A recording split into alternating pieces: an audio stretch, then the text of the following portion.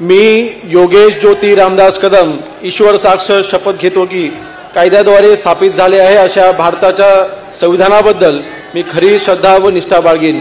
मी भारताची सार्वभौमता व एकात्मता उन्नत राखीन। मी महाराष्ट्र राज्याचा राज्यमंत्री म्हणून माझी कामे निष्ठापूर्वक व सद्बुद्धीने विवेकबुद्धीने पार पाडीन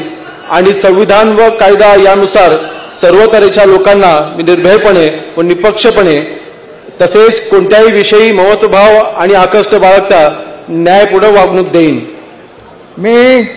मी योगेश ज्योती रामदास कदम ईश्वर साक्ष शपथ घेतो की महाराष्ट्र राज्याचा राज्यमंत्री म्हणून माझ्या विचारार्थ आणली जाईल अशी